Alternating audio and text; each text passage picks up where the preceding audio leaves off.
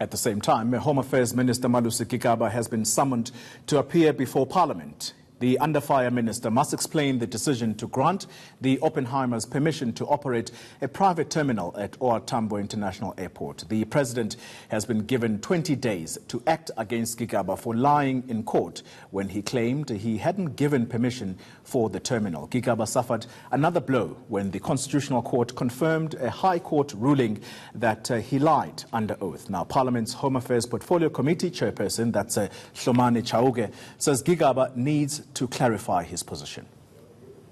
From the side of a portfolio committee, the decision we took was firstly to have done our investigation through our oversight that we did at the Fireblade. And before that, we had had a number of engagement with the department, including the minister, on the issue of the Fireblade after the court, the appeals court, has in fact given the decision that the Fireblade have the right to operate there based on the agreement that was signed by the minister. And we then understood that the minister will be appealing the decision.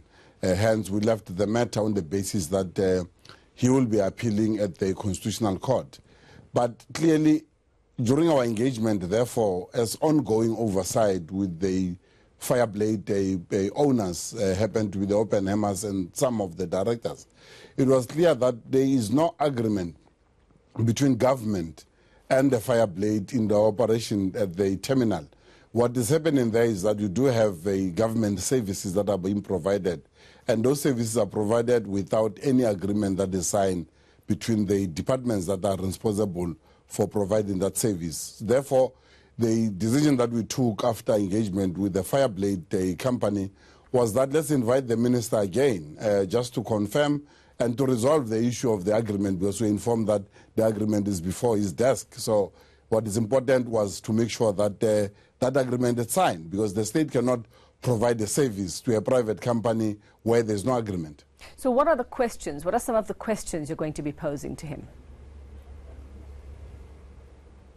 Well, firstly, the clarity again we're going to seek to understand will be now that the two reports have now came out.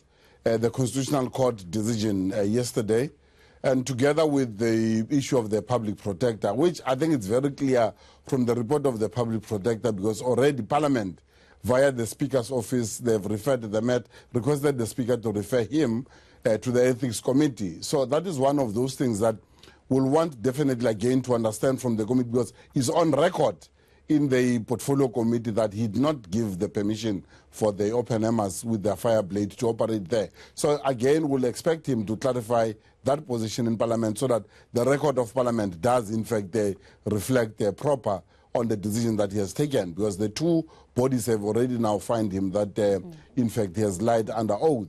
So what is important for Parliament is for him to clarify that position again, so that when we do our final report, we can then say that through our own engagement with the minister, we then came to this conclusion, having to engage with him, because still Parliament can then ascertain that decision again from him. And as the Home Affairs Portfolio Committee, Hlomane, I mean, are you in agreement then? And I know that you still have to hear from him, like you say, but just by everything that you've heard from the Public Protector and also the Constitutional Court now validating that as well, that this is a person who should not be minister anymore? Look, that decision generally, it's not taken by the Parliament Committee.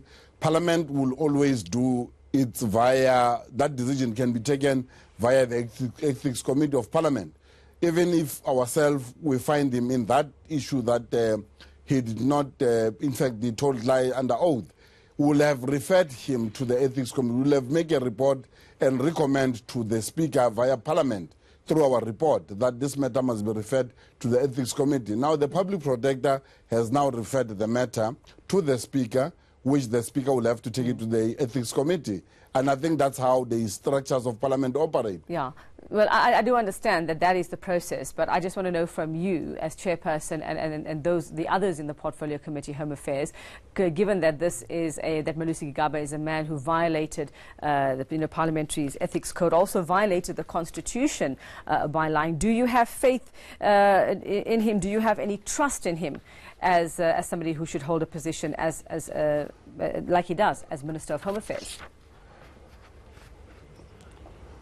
Well, look, my point is that we still want him to come back to the committee, and after that meeting of the committee, having to engage with the committee further, because we want him on record to confirm such issues that already has been found to have lied under oath.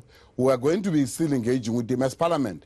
Then the decision will make our decision, because ours will be informed by that engagement and all the rulings that have taken place around him. So we still have an opportunity to engage with him, and we'll make a decision immediately after our engagement with him.